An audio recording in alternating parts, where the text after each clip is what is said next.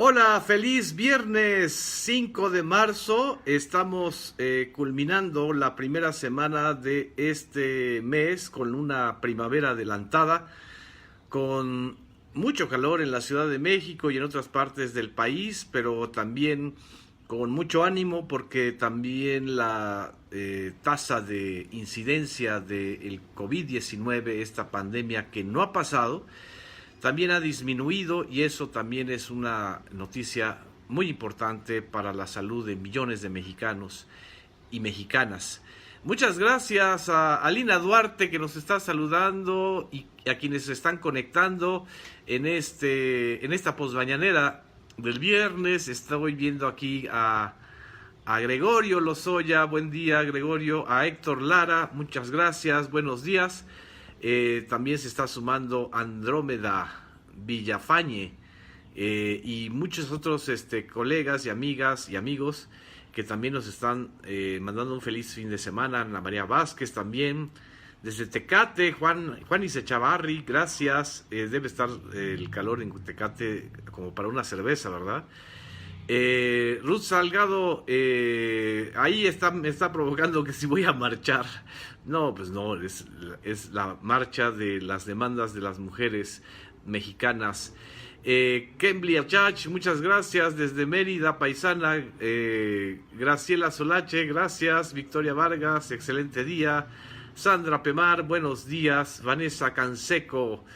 Vamos a empezar con nuestra post mañanera y le mando saludos hasta Portland, Nepantla, a Héctor Benjamín García Rosales.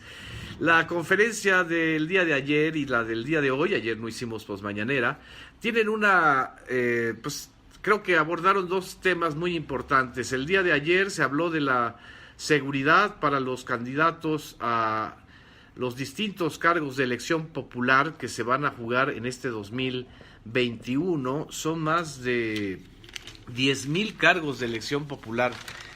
Aquí estoy viendo la noticia. Desde que se inició el actual proceso se han registrado 73 crímenes políticos, entre los que hay 64 víctimas de homicidios, indicó la secretaria de Seguridad y Protección Ciudadana, Rosa Isela Rodríguez.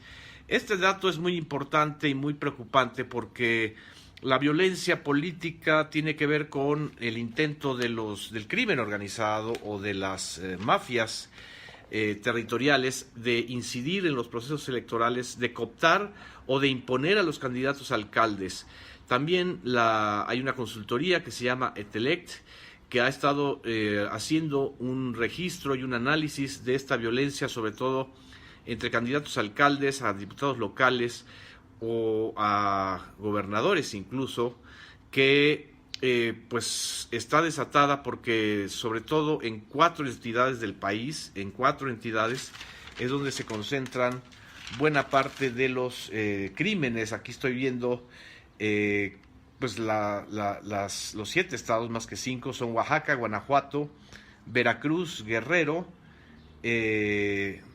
Morelos, Baja California y Jalisco, donde se han registrado el mayor número de amenazas o crímenes políticos, pues en previo a la elección de este año, que va a renovar muchísimos puestos de elección popular.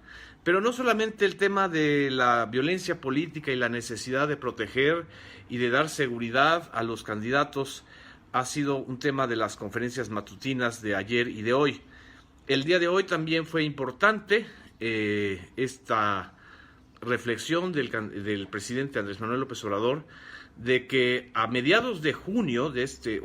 finales de junio, mediados de este año, se pretende o se planea o se prevé recuperar los empleos perdidos. Los empleos perdidos durante la pandemia, que fueron más de 1 millón de empleos perdidos, y que ya se han ido recuperando. Aquí voy a ver la nota que se indicó. Al 3 de marzo ya se habían acumulado 19,953,000 empleos, y faltaría poco más de 1,5 millones para recuperar la cifra de empleos que se tenía antes de que la pandemia pues hiciera una devastación en este país. por el cierre de empleos, por el cierre de fuentes de trabajo, por el shutdown, como le llaman en inglés, el bajar cortinas, la suspensión de actividades que fue gravísima y durísima entre abril y mayo, ya en el segundo rebrote que vivimos y que acabamos de pasar, que empezó en octubre y alcanzó un pico terrible entre diciembre y enero de este año. Pues no se perdieron tantos empleos, aunque se haya registrado un número muy grande de personas afectadas. Pero creo que lo importante es empezar a sentir que el tema de la pérdida de empleos va a estar en un segundo término durante los próximos meses. Hay una recuperación económica muy clara, sobre todo en los empleos formales. El sector informal es donde está todavía la parte más delicada. Vamos a escuchar esta parte como la comentó el presidente López Obrador. Lo que teníamos antes de la pandemia. Les voy a mostrar cómo se están recuperando los empleos. Esto es economía formal. En la economía informal fue más la pérdida de empleos de mujeres y de hombres, pero también ya se están recuperando. Ahí es más difícil de tener una cifra, 2,000 empleos. Esto es lo que comentó López Obrador sobre la recuperación de empleos, tanto formales como informales. Ya está aquí Anastasia, está a punto de darnos el zarpazo antes de que sigamos comentando el otro tema que creo que es importante señalar y mencionar como parte de las conferencias matutinas y que tiene que ver también con el ambiente electoral de este año, pues es el retorno de un personaje de la derecha mexicana, polémico, misógino, para quienes están diciendo que Andrés Manuel López Obrador es misógino porque no ordenó la cancelación de la candidatura de Félix Salgado Macedonio, a quien todavía no, hasta donde yo he estado escuchando y viendo, no hay una sanción formal de un juez o de un ministerio público. Es mucho escándalo mediático, pero ¿se acuerdan ustedes de cómo Diego Fernández de Ceballos se ha referido a las mujeres, o se ha referido a los gays, o se ha referido a las personas más humildes de este país, o las que no tienen los ingresos económicos que él tiene? Bueno, Jefe Diego, que ahora es el Jeque Diego, un personaje singular en la picaresca política mexicana, un parlamentario de altos vuelos, de voz engolada, de desplantes protagónicos, y que grita mucho pero esconde todavía más, ha retornado a la vida política pública a través de sus redes. López Obrador le recordó un debate que hace 20 años tuvieron ellos dos en un noticiero de Televisa, cuando estaba conduciendo Joaquín López Dóriga. Ese debate fue muy sonado y muy famoso porque exhibió a Diego Fernández de Ceballos como lo que ha sido en los últimos 30 años, desde la victoria de Carlos Salinas de Gortari.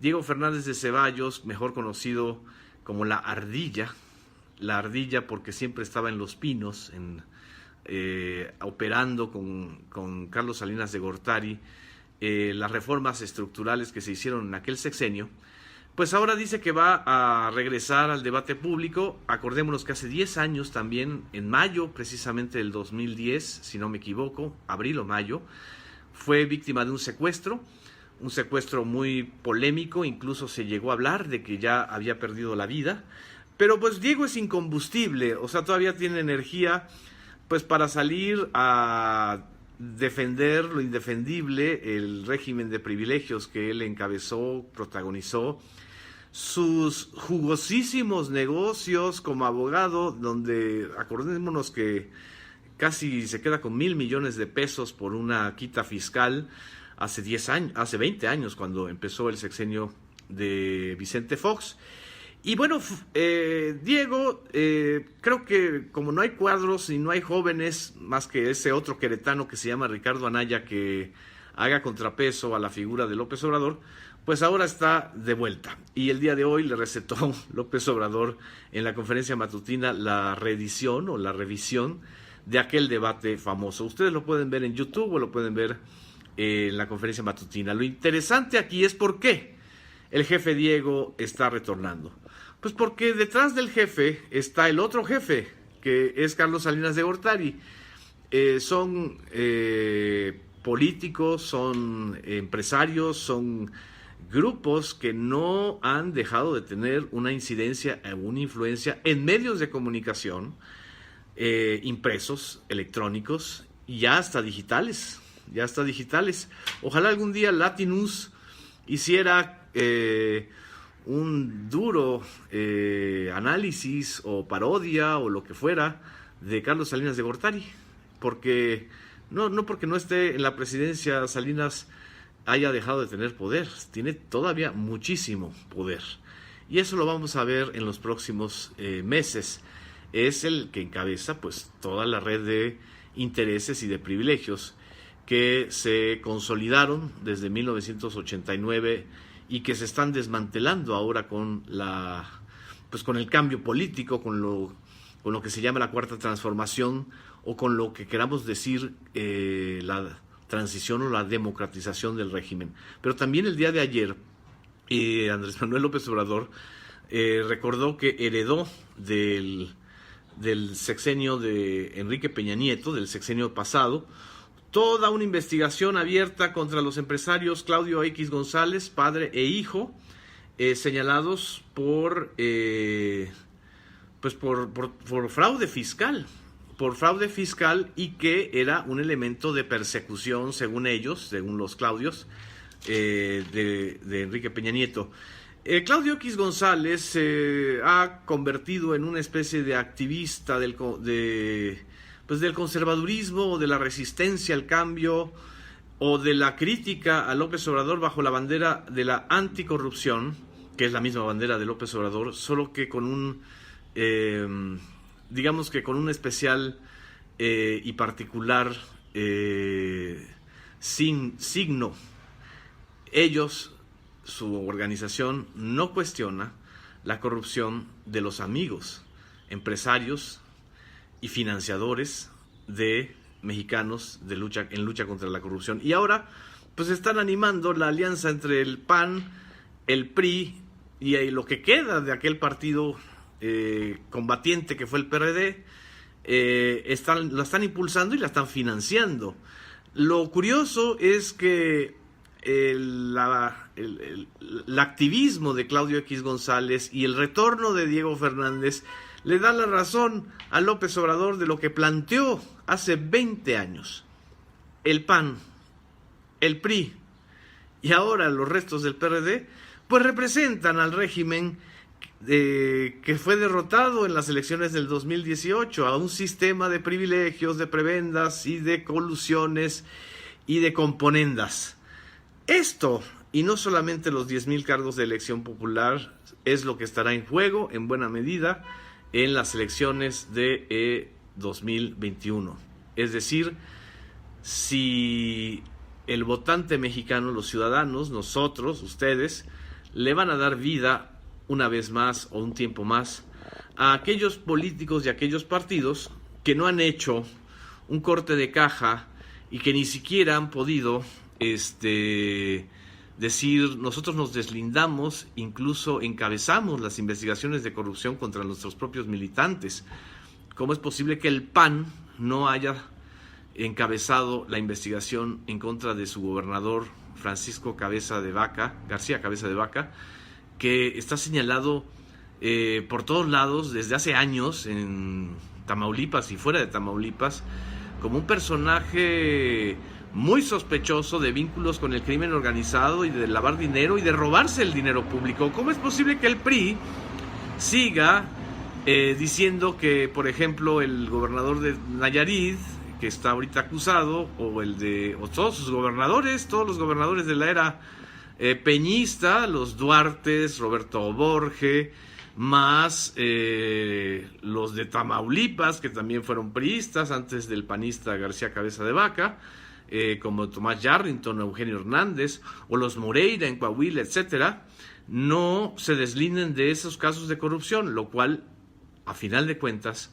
está abriendo una clarísima línea de razonamiento y aguas con Morena, porque si Morena y sus gobernadores caen en las mismas prácticas de los anteriores gobernantes, pues a final de cuentas también van a ser sancionados por el votante mexicano, por los ciudadanos. Ese es el gran tema que a final de cuentas es el que está en el juego de la palestra, es decir, el empoderamiento del ciudadano al ejercer su voto. Este es el comentario, análisis y resumen de las dos últimas mañaneras, la del día de ayer, 4 de marzo, que por cierto, el 4 de marzo tradicionalmente se festejaba el aniversario del Partido Revolucionario Institucional. Yo no sé quién haya festejado ese aniversario, pero pues bueno, 4 de marzo y el 5 de marzo, que es hoy. Muchas gracias, les mando un abrazo, les deseo un feliz fin de semana y por aquí nos estaremos viendo en nuestras post mañaneras. Gracias.